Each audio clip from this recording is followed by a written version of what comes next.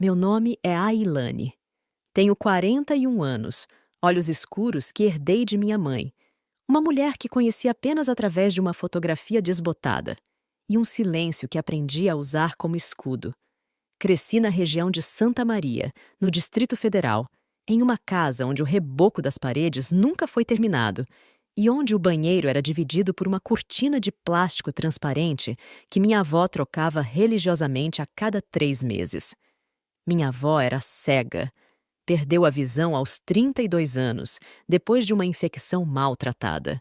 Quando nasci, ela já navegava pelo mundo através dos outros sentidos havia 15 anos. Foi ela quem me criou, quem me ensinou que o mundo não se resume ao que os olhos podem ver. Ailane, ela dizia enquanto suas mãos ásperas tocavam meu rosto para sentir se eu estava sorrindo ou chorando. Aprenda a sentir o peso das coisas, o peso das palavras, o peso dos silêncios, o peso das intenções. É assim que você vai sobreviver neste mundo. Cresci identificando as pessoas pelo som de seus passos, pelo cheiro que traziam consigo, pela temperatura de suas presenças.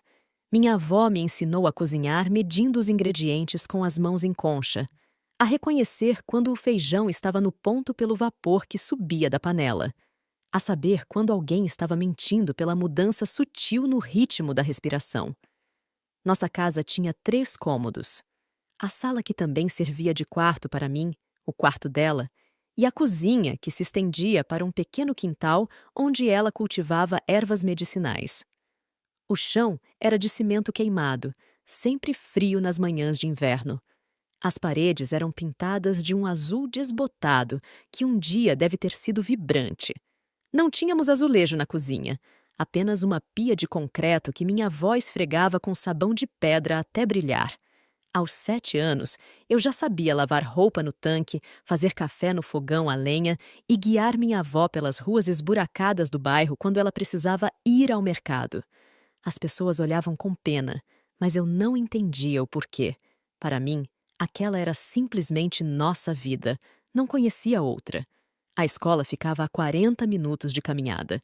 Eu ia sozinha, com um caderno encapado com papel de presente reaproveitado e um lápis que apontava com gilete até restar apenas um toco. Gostava de estudar, mas gostava ainda mais de voltar para casa e descrever para minha avó tudo o que havia aprendido. Ela ouvia com atenção, fazendo perguntas precisas, corrigindo minha pronúncia, exigindo que eu explicasse melhor quando não entendia algo. Conhecimento é a única coisa que ninguém pode tirar de você. Ela repetia enquanto suas mãos teciam cestas de palha que vendíamos na feira aos domingos. Dinheiro some, beleza acaba, mas o que você aprende fica gravado na alma. Aos 14 anos, comecei a trabalhar. Uma vizinha que tinha uma loja de produtos de beleza me ofereceu para vender cosméticos de porta em porta. A comissão era pequena, mas cada centavo fazia diferença. Aprendi a reconhecer o tipo de batom que cada mulher precisava não pelo tom de pele, mas pelo jeito como ela falava de si mesma. As que se descreviam com palavras duras precisavam de cores suaves. As que sussurravam precisavam de tons vibrantes. Minha avó morreu quando eu tinha 17 anos. Foi em uma terça-feira de março, durante a sesta da tarde. Encontrei seu corpo sereno na rede do quintal, as mãos cruzadas sobre o peito, um meio sorriso nos lábios, como se tivesse partido no meio de um sonho bom. O enterro foi simples. Compareceram as vizinhas para quem ela benzia os filhos, os feirantes que compravam suas cestas, o dono da mercearia que sempre guardava os ossos com mais carne para ela. Fiquei sozinha na casa que agora parecia enorme demais.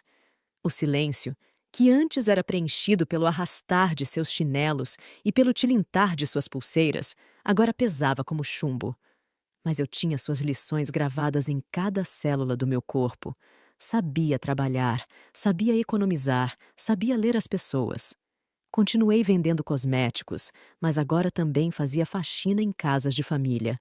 Acordava às 4 da manhã, preparava marmitas para o dia todo, saía com uma bolsa cheia de produtos e só voltava quando o sol já havia se posto. Nos fins de semana, fazia cursos gratuitos no centro comunitário. Aprendi o básico sobre maquiagem, penteados, manicure.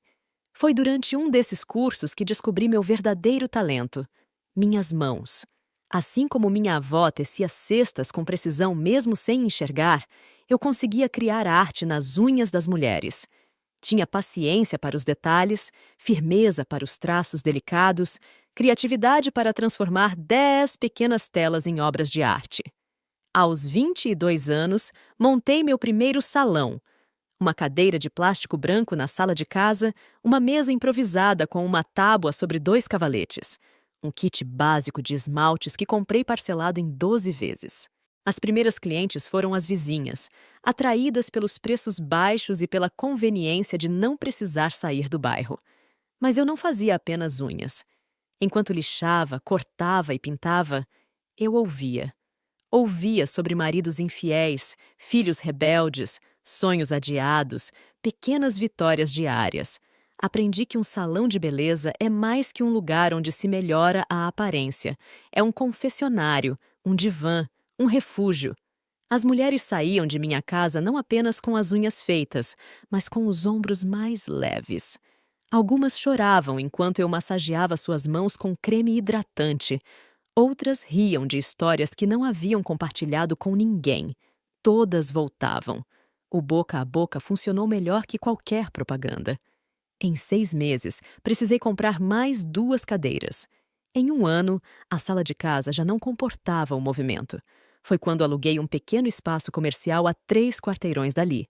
Um cômodo que havia sido uma quitanda, com piso de taco corrido e uma única janela que dava para a rua.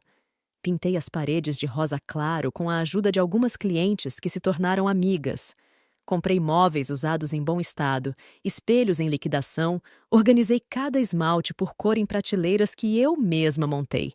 O Espaço Ailane nasceu assim, do suor de minhas mãos e da confiança de mulheres que apostaram em mim. O salão cresceu organicamente.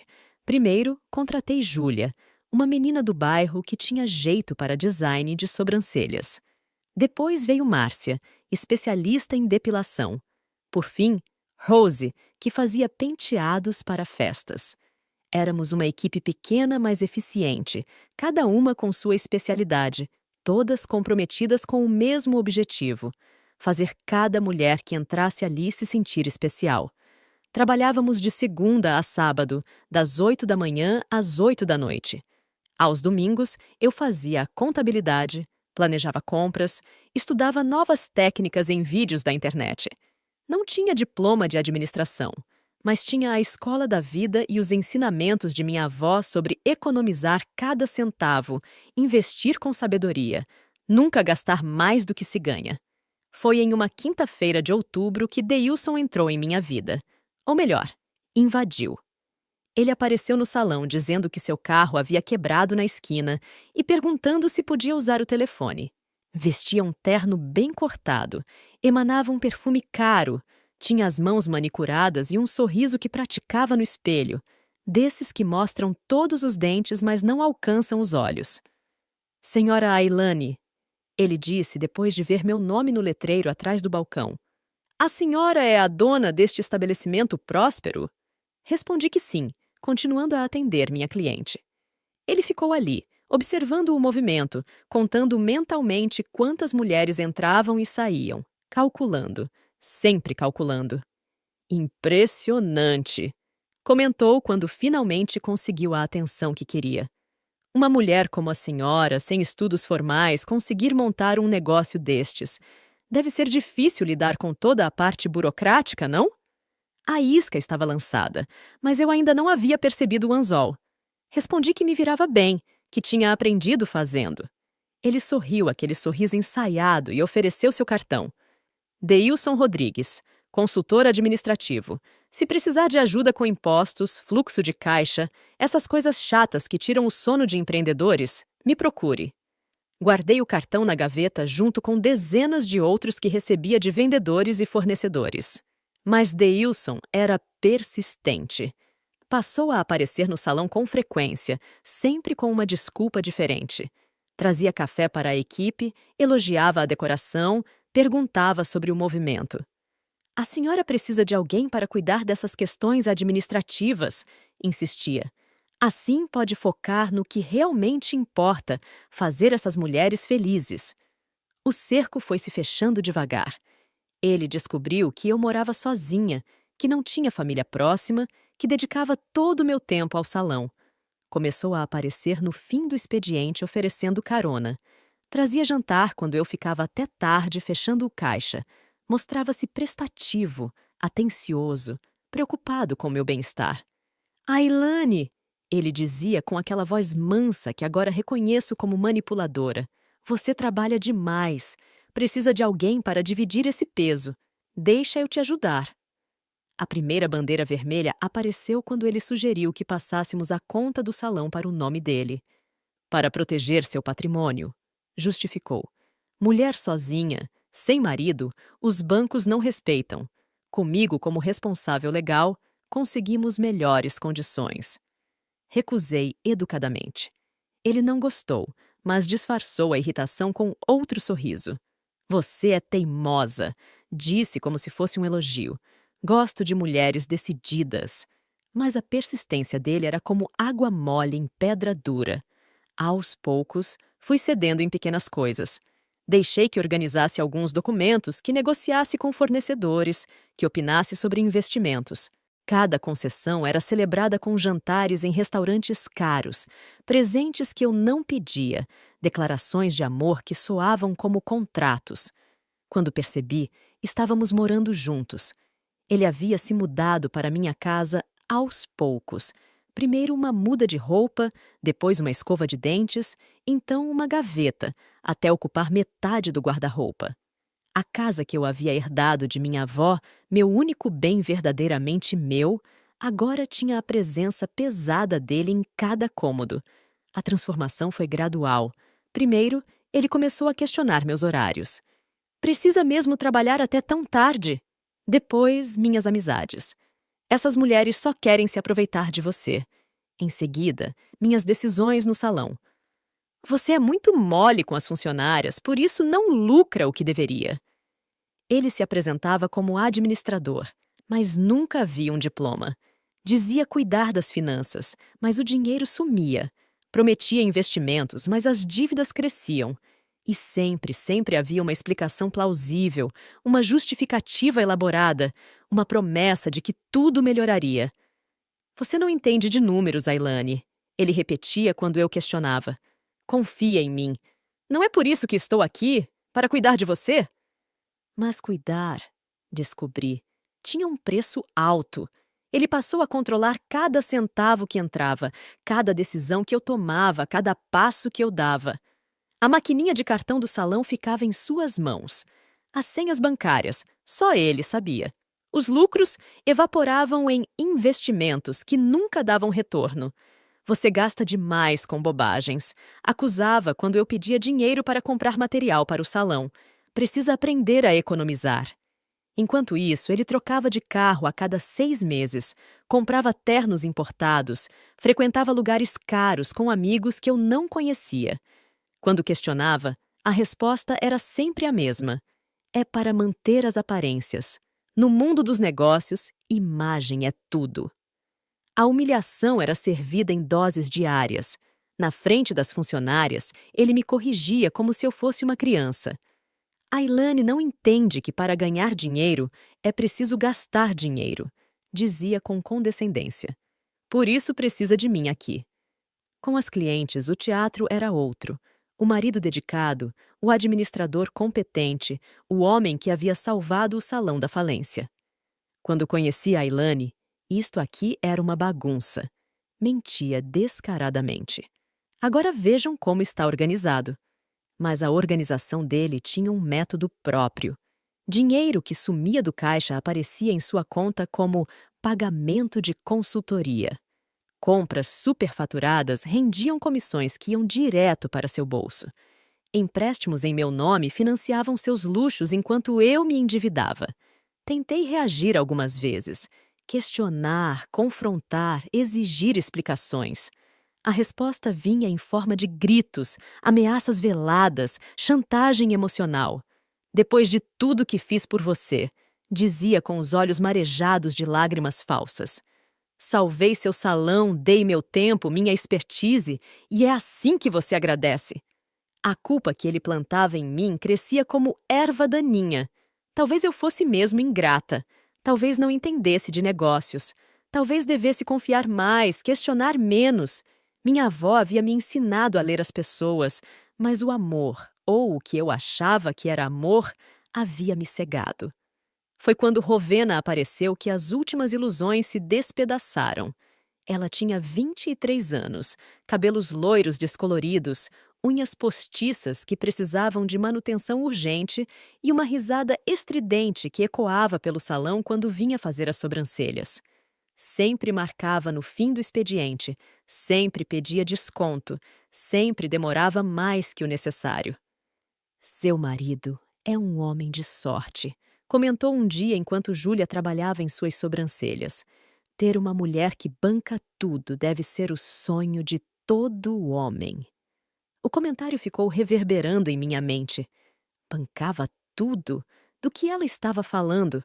Mas antes que pudesse processar, ela continuou. Ele disse que você é muito generosa, que não se importa que ele me ajude de vez em quando. Ajudar. Era assim que ele chamava.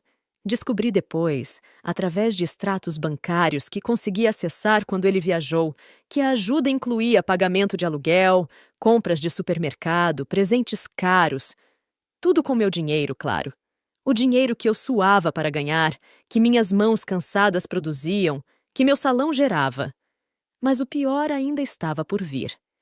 Em uma noite de quinta-feira, enquanto eu cortava tomates para o jantar, porque além de trabalhar o dia todo, ainda cozinhava para ele, Deilson entrou na cozinha com aquele ar casual que precedia suas piores crueldades. Ah, antes que eu esqueça, disse enquanto checava mensagens no celular. Já transferi seu salário para a Rowena comprar uma TV nova. Parei o movimento da faca. O tomate ficou pela metade, o suco escorrendo pela tábua como sangue. Como é? É isso mesmo, ele respondeu sem sequer levantar os olhos do aparelho. Ela estava sem TV no quarto. Você trabalha, mas eu administro. Afinal, você tem muita sorte de eu ainda estar aqui. Muita sorte. As palavras ecoaram na cozinha como o som da faca batendo na tábua quando a larguei. Muita sorte de ter um homem que roubava meu dinheiro, destruía minha autoestima, humilhava-me em minha própria casa. Muita sorte. Virei-me devagar, encarando-o pela primeira vez em muito tempo. Realmente encarando. Vi o homem mesquinho por trás do terno caro, o parasita por trás do sorriso ensaiado, o covarde por trás das ameaças. E sorri. Foi um sorriso lento, que começou nos cantos da boca e se espalhou pelo rosto todo. Um sorriso que aprendi com minha avó, que ela usava quando alguém tentava passar a perna nela no mercado. Um sorriso que dizia mais que 1000 palavras. Tá certo, então, respondi simplesmente. Ele estranhou. Esperava gritos, lágrimas, súplicas. O sorriso o desconcertou. Tá certo? Só isso?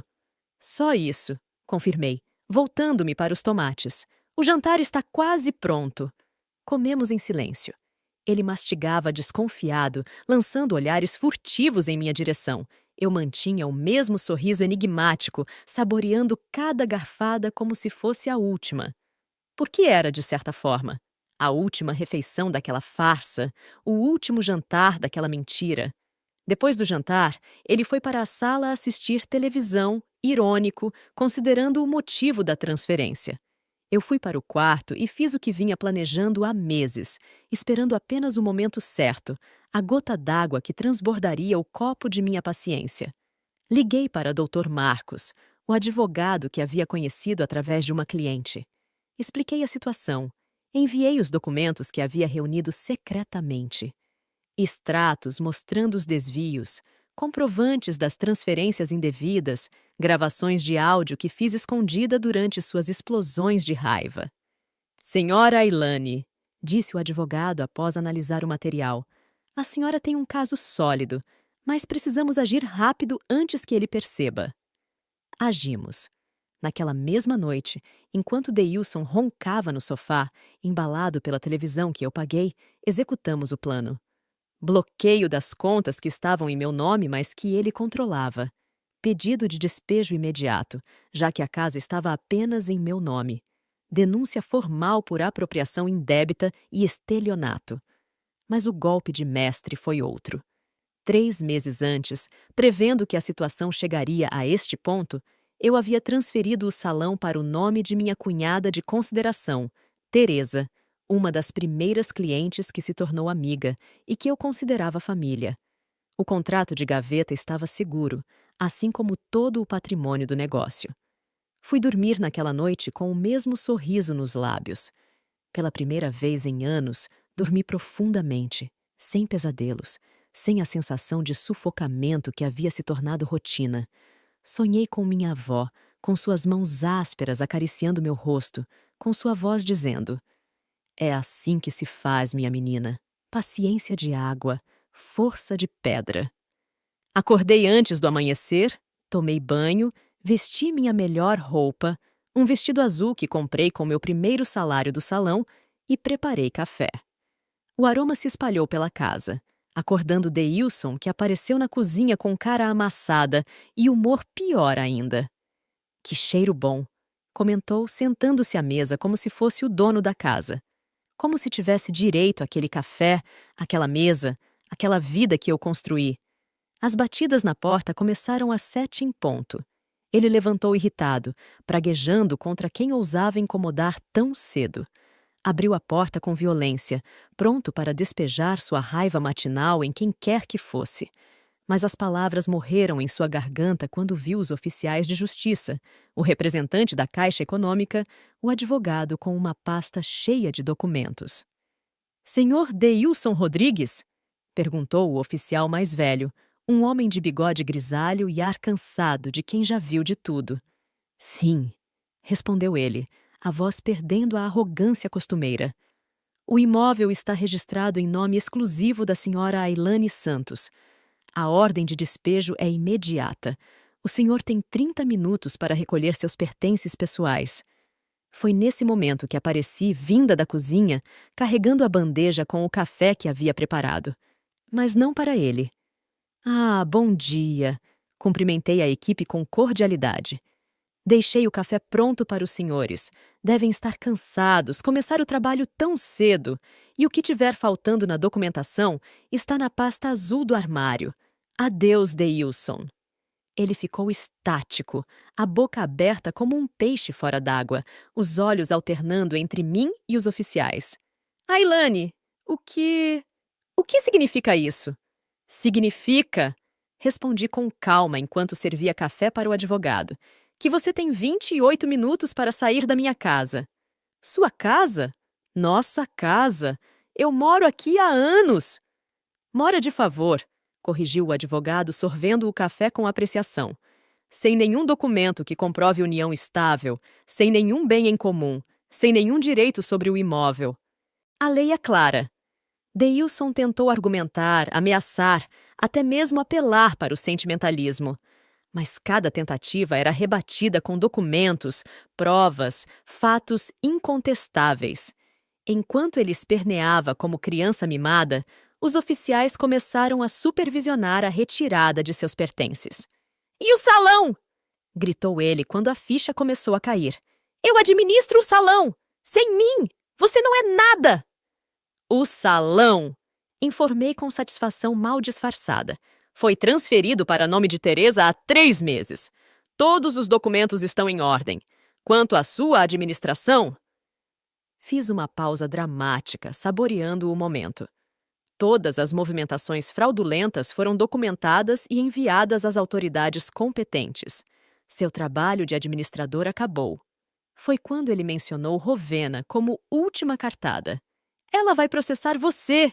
O dinheiro que transferi era legal." "O dinheiro?" esclareceu o advogado.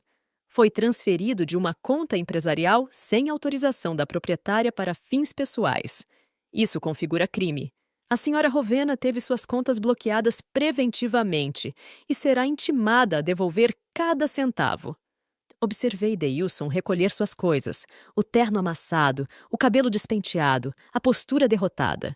O homem que entrou em minha vida com ar de salvador estava saindo como o que sempre foi. Um golpista de pequeno porte, um parasita que escolheu a hospedeira errada. Mas a humilhação final ainda estava por vir. Quando ele já estava na calçada com suas malas, o celular tocou. Era Rowena, aos prantos. As contas bloqueadas, o carro que estava em nome do salão apreendido, o apartamento que ele ajudava a pagar com meu dinheiro. Inacessível. "Você me paga!" gritou ele da rua. "Isso não vai ficar assim!" Fechei a porta devagar, sem pressa. Através da janela, vi quando ele tentou ligar o carro e descobriu que também havia sido bloqueado. Afinal, estava no nome da empresa. Vi quando precisou chamar um táxi, carregando as malas como um refugiado de sua própria ganância. O salão continuou funcionando normalmente. As clientes, que haviam percebido a situação muito antes de mim, celebraram discretamente minha libertação. As funcionárias, que sofriam com as grosserias dele, respiraram aliviadas. Júlia me abraçou chorando. A gente ficava com medo, dona Ailane. Medo de falar e a senhora ficar brava com a gente. Eu sei, respondi, retribuindo o abraço. Às vezes a gente precisa aprender da pior forma. Mas aprendi. Teresa devolveu o salão para meu nome assim que a poeira baixou. Sempre soube que você era forte, disse ela. Só precisava lembrar disso. Rowena sumiu. Soube por outras clientes que ela tentou manter o padrão de vida por algumas semanas, mas sem o financiamento involuntário que eu fornecia, precisou voltar para a casa dos pais no interior.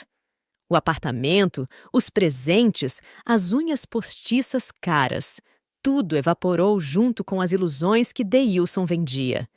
Ele tentou se aproximar algumas vezes. Mensagens pedindo perdão, promessas de mudança, até ameaças veladas. Cada tentativa era devidamente documentada e enviada ao advogado. A ordem de restrição veio rápida e eficiente. Descobri depois, através da rede de mulheres que frequentavam o salão, que não fui a primeira vítima dele. Houve outras antes de mim, outras que não tiveram a sorte de se proteger a tempo, outras que perderam tudo. Formamos um grupo, compartilhamos experiências, criamos uma rede de apoio. Vocês salvaram minha vida, disse Carmen, uma das vítimas anteriores, durante um de nossos encontros. Achei que estava sozinha, que era culpa minha. Nunca é culpa nossa, respondi, servindo café para todas. A culpa é de quem escolhe nos machucar. O salão prosperou após a saída de Deilson. Sem os desvios constantes, sem as decisões equivocadas, sem o peso morto de sua presença tóxica, o negócio floresceu. Contratei mais profissionais, ampliei os serviços, reformei o espaço. Mas a maior mudança foi em mim. Voltei a sorrir de verdade, não aquele sorriso enigmático da noite fatídica, mas sorrisos genuínos de quem redescobriu a alegria. Voltei a confiar em minhas decisões, em minha capacidade, em meu valor. Certa manhã, enquanto organizava a agenda do dia, encontrei o cartão de visitas dele no fundo de uma gaveta. Deilson Rodrigues, consultor administrativo. Rasguei em pedaços minúsculos e joguei no lixo onde sempre deveria ter estado. Dona Ailane, chamou Rose da recepção. Tem uma cliente nova querendo fazer as unhas. Era uma mulher jovem, olhos vermelhos de choro mal disfarçado, aliança de ouro no dedo, mas nenhum brilho no olhar. Reconheci os sinais. Eram os mesmos que eu carregava. Seja bem-vinda, disse, guiando-a para minha cadeira. Aqui você está segura. Enquanto trabalhava em suas unhas, ela começou a falar. Sobre o marido controlador, sobre o dinheiro que sumia, sobre os sonhos que morriam. Ouvi com atenção, como minha avó teria ouvido, como eu gostaria que alguém tivesse me ouvido. Sabe, disse quando terminei o serviço, às vezes a gente precisa lembrar que não nascemos para ser capacho de ninguém, nascemos para brilhar.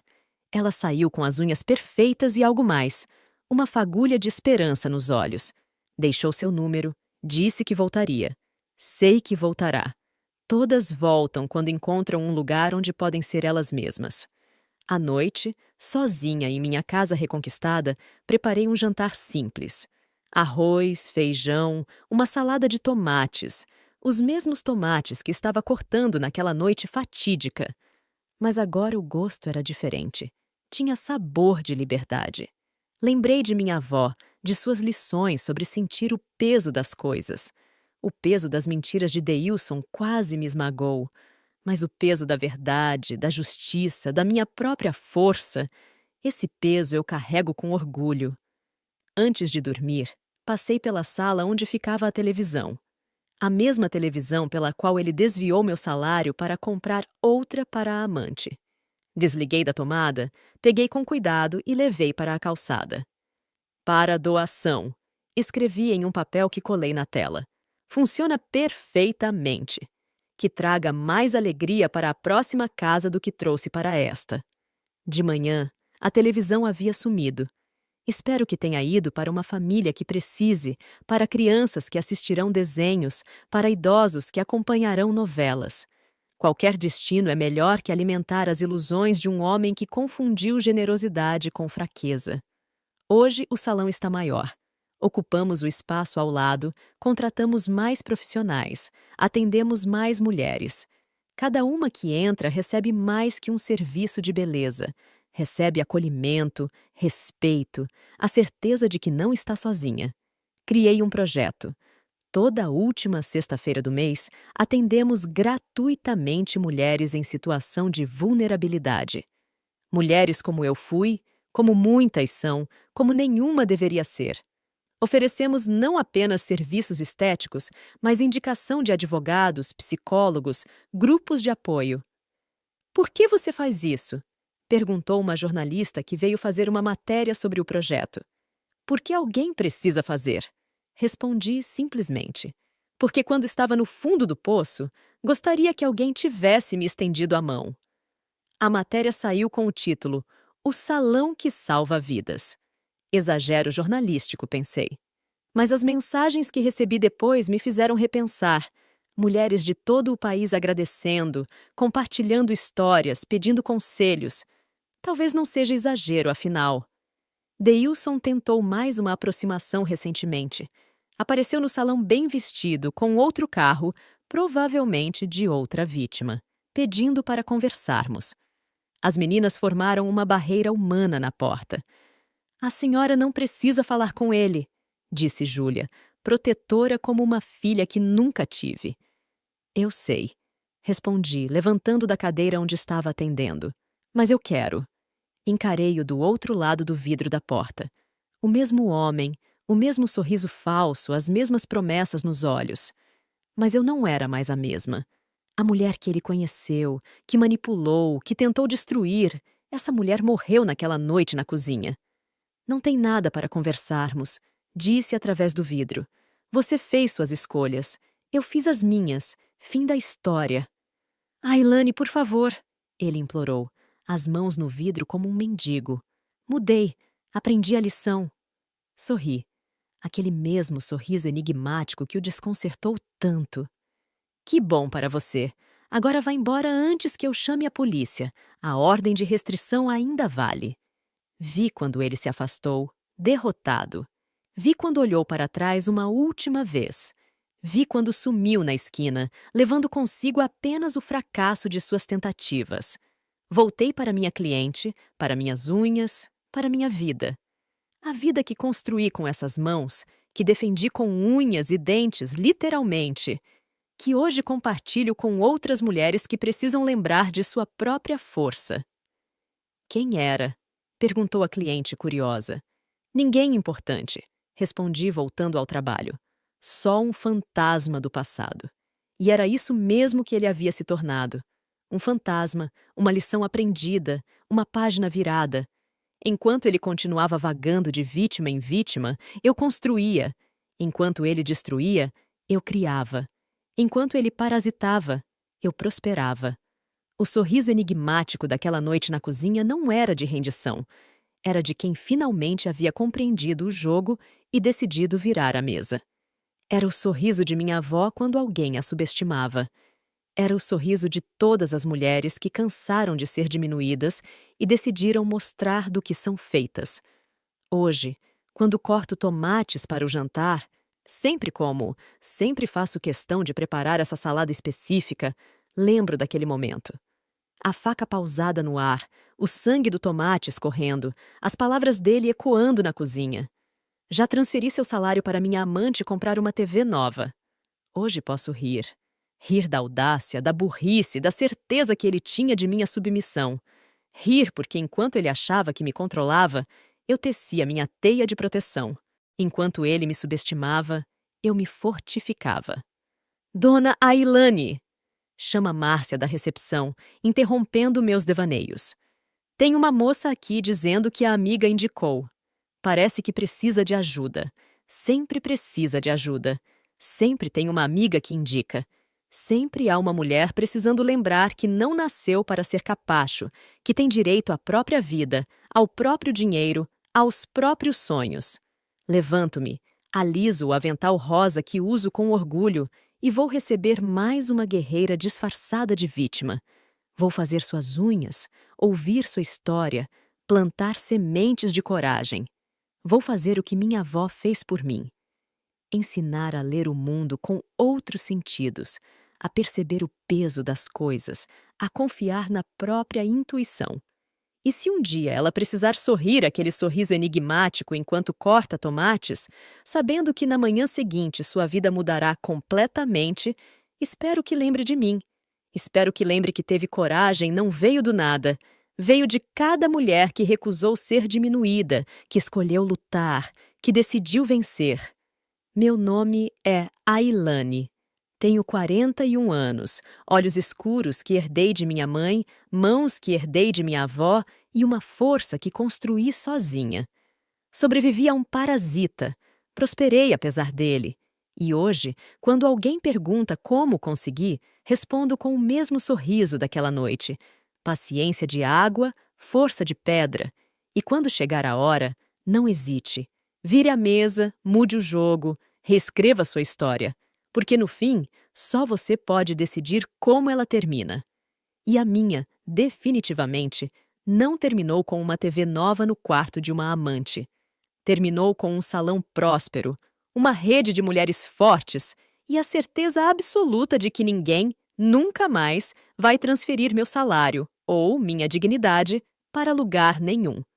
Às vezes ainda sonho com aquela noite, mas não são pesadelos, são lembretes.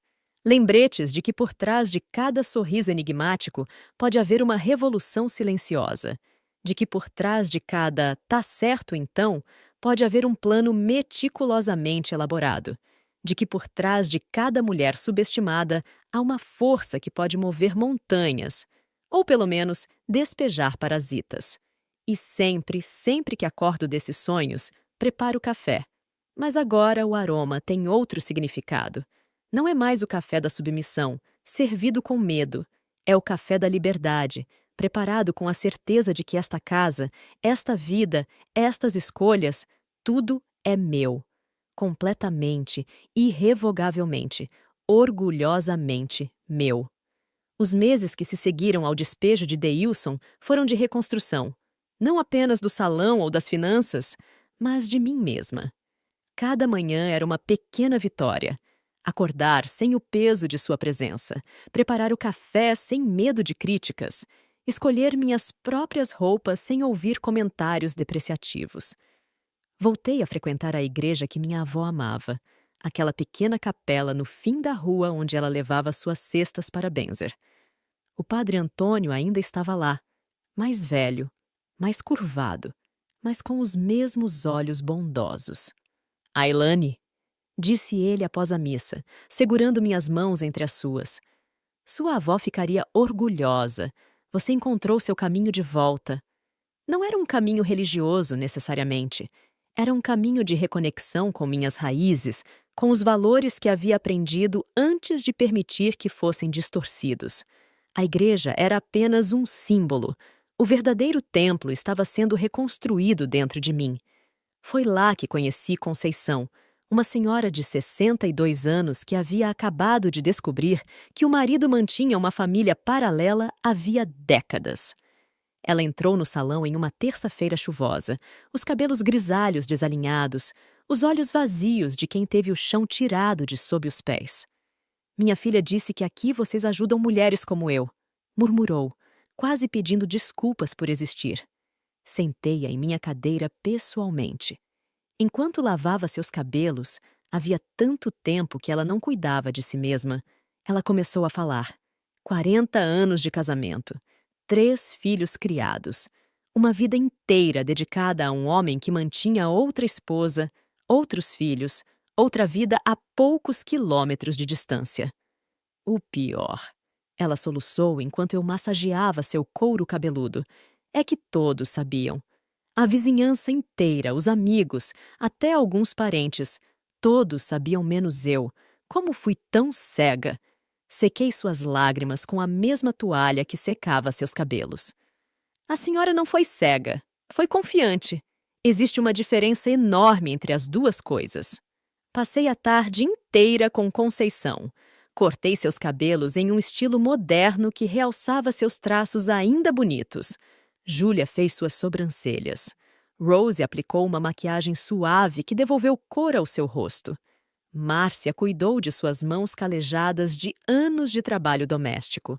Mas o mais importante aconteceu entre um procedimento e outro. Apresentei-a ao nosso grupo de apoio. Mostrei os documentos que ela precisaria para se proteger legalmente. Conectei-a com a doutora Lúcia, uma advogada que havia passado pela mesma situação e agora dedicava horas para o Bono para ajudar outras mulheres. Por que vocês fazem isso? Conceição perguntou quando terminamos, olhando-se no espelho como se visse uma estranha. Porque ninguém deveria passar por isso sozinha, respondi. E por que a senhora que está vendo no espelho? Ela sempre esteve aí, só precisava ser lembrada disso. Conceição se tornou uma das nossas voluntárias mais dedicadas. Descobriu que tinha um talento natural para aconselhamento, uma empatia nascida da dor compartilhada. Hoje, ela coordena nossos grupos de apoio, USA seus cabelos curtos com orgulho e ri de verdade, quando conta que o ex-marido tentou voltar depois que as duas famílias descobriram uma sobre a outra. O projeto cresceu além do que eu imaginava. O que começou como um dia por mês de atendimento gratuito se expandiu. Criamos o Projeto Renascer, um nome sugerido por uma das beneficiadas que disse ter renascido depois de passar por nossas mãos.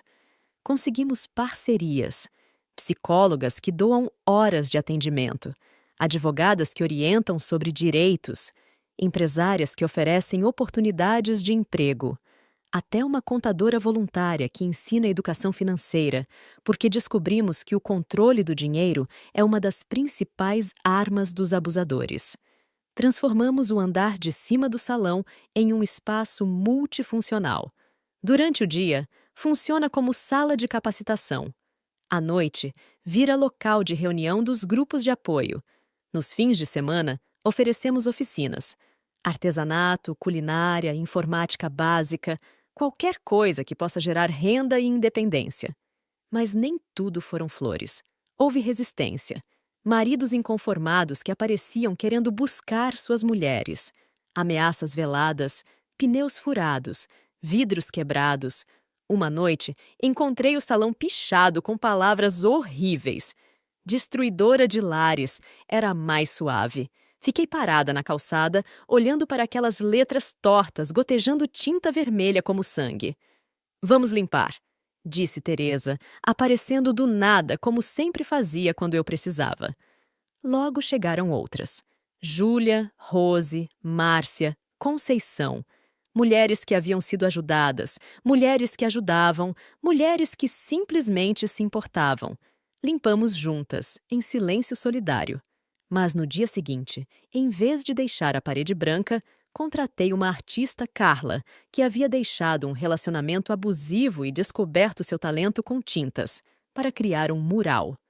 Hoje, a fachada do salão exibe uma fênix renascendo das cinzas, cada pena pintada com as digitais das mulheres que passaram por aqui.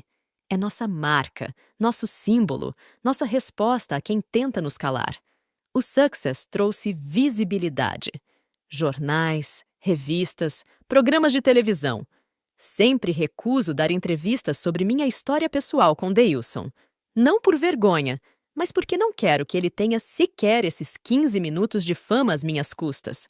Falo do projeto, das mulheres que ajudamos, da importância da rede de apoio. Ele não merece nem mesmo ser uma nota de rodapé em nossa história de superação. Uma tarde, recebemos uma visita inesperada. Uma mulher elegante, por volta dos 50 anos, cabelos perfeitamente alinhados, roupas de grife, joias discretas, mas caras. Ela hesitou na porta, claramente desconfortável com o ambiente simples do salão. "Posso ajudar?" perguntei, percebendo seu conflito. Eu li sobre o projeto", disse ela, a voz mal passando de um sussurro. Será que vocês também ajudam mulheres como eu?" Mulheres como ela. Descobri que o abuso não tem classe social, que as grades da prisão emocional podem ser de ouro, mas ainda são grades. Patrícia era seu nome. Vivia em uma mansão no Lago Sul, tinha carros importados, viajava para o exterior e apanhava do marido havia 20 anos. "Ele é cuidadoso", explicou enquanto fazia suas unhas, escolhendo um esmalte nude que não chamaria atenção. "Nunca marca onde aparece. E quem acreditaria em mim? Ele é um empresário respeitado, faz doações para a caridade, é amigo de juízes e políticos." Trabalhamos o caso de Patrícia com ainda mais cuidado. O poder do marido exigia estratégias diferentes, mas a rede funcionou. Uma advogada especializada em casos de alto perfil, uma casa de apoio em outro estado para onde ela pudesse fugir. Um plano meticuloso que levou meses para executar. O dia em que Patrícia conseguiu sair foi o dia em que entendi completamente o alcance do que havíamos criado. Ela chegou ao salão com uma mala pequena, documento em mãos, lágrimas e sorrisos se misturando em seu rosto. "Consegui", disse simplesmente. "Finalmente consegui." Hoje ela vive em São Paulo, refez sua vida, trabalha como consultora usando a experiência que adquiriu nos anos em que administrava as empresas do marido sem receber crédito. Envia doações mensais para o projeto, sempre com o mesmo bilhete, para que outras consigam também. Mas é nas pequenas vitórias diárias que encontro a verdadeira recompensa. A adolescente que chegou grávida e desesperada, expulsa de casa pelo pai, e hoje termina a faculdade enquanto cria sua filha com dignidade. A senhora que, aos 70 anos, decidiu que não aguentaria mais um dia de humilhação e hoje mora sozinha e feliz em um pequeno apartamento decorado com suas plantas. A jovem que escapou de um relacionamento onde era mantida em cárcere privado e hoje dá palestra sobre os sinais de alerta do abuso. Cada história é única, mas todas compartilham o mesmo fio. Mulheres que descobriram que merecem mais, que valem mais, que podem mais. À noite, quando fecho o salão e subo para verificar as salas antes de ir para casa, sempre paro na janela. Dali posso ver a movimentação da rua, as luzes da cidade, a vida que pulsa além de nossas paredes. Penso em quantas mulheres lá fora ainda estão presas em seus próprios infernos particulares, achando que não há saída. Se eu pudesse falar com cada uma delas, diria o que minha avó me ensinou e que só consegui realmente compreender depois de tudo que passei. O peso das coisas só é insuportável quando carregamos sozinhas. Quando dividimos, quando compartilhamos, quando criamos redes de apoio, até montanhas podem ser movidas. Diria também que o sorriso enigmático daquela noite na cozinha está disponível para todas. É o sorriso de quem tomou uma decisão, de quem escolheu não ser mais vítima, de quem entendeu que a melhor vingança não é a destruição do outro, mas a construção da própria felicidade. Recentemente, criei uma nova tradição. Todo dia 26, o dia em que Deilson foi despejado, preparamos um jantar comunitário no salão. Cada mulher traz um prato, compartilhamos comida e histórias, celebramos as vitórias pequenas e grandes. É nossa forma de ressignificar as datas, de transformar marcos de dor em momentos de união.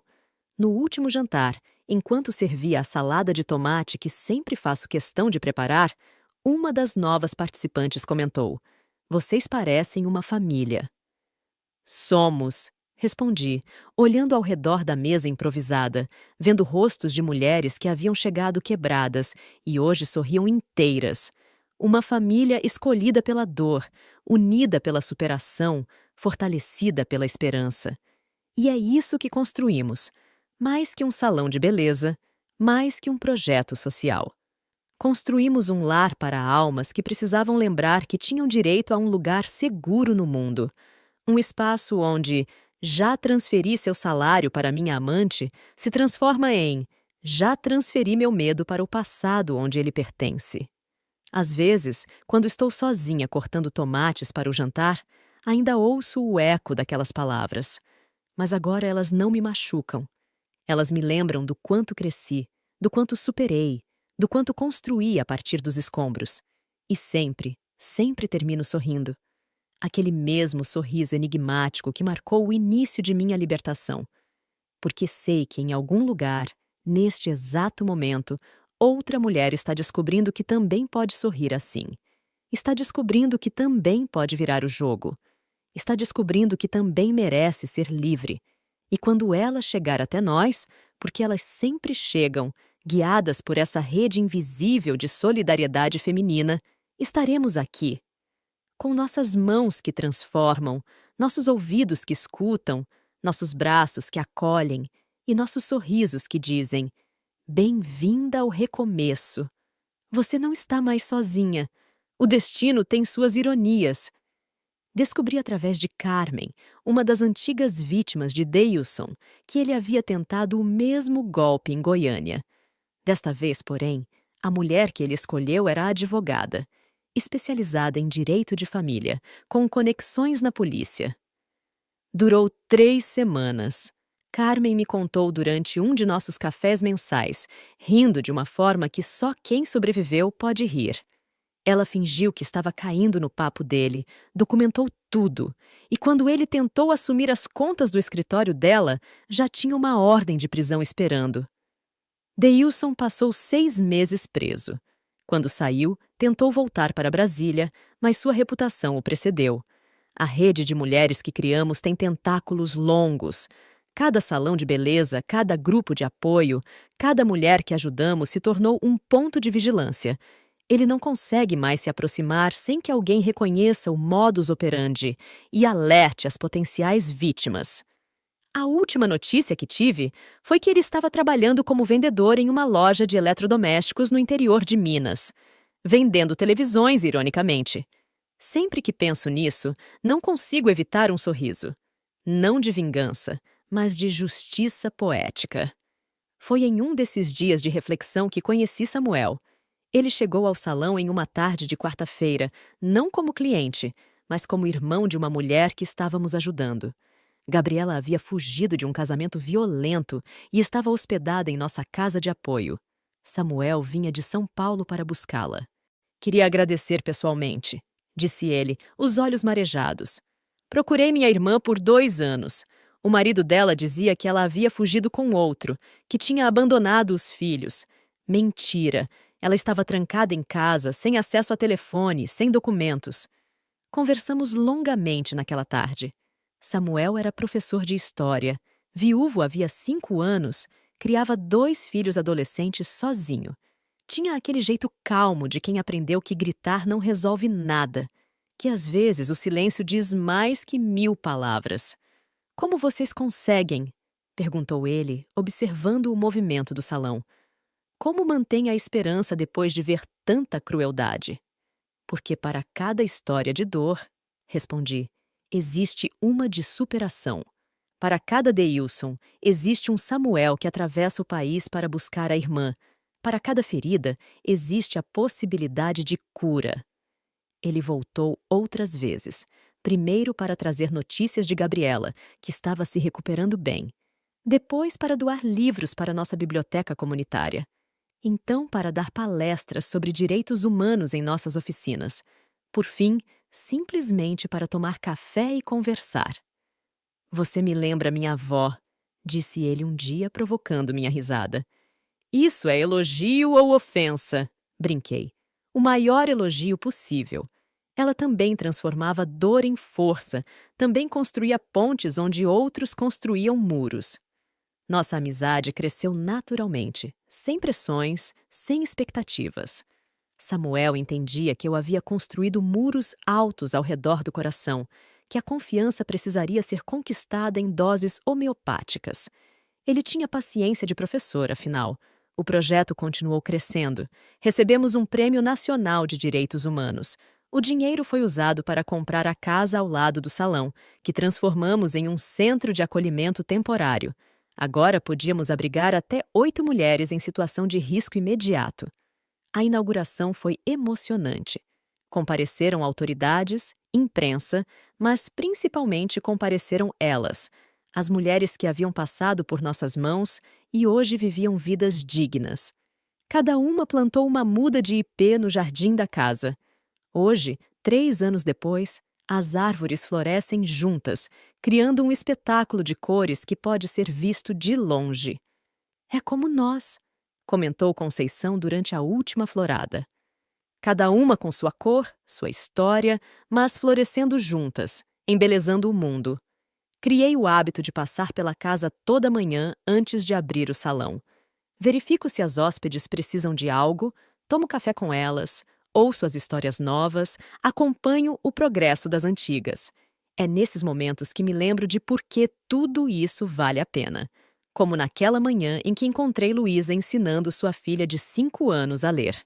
Haviam chegado havia 1 semana, fugindo de um marido que ameaçava matá-las. A menina, traumatizada, não falava desde a fuga.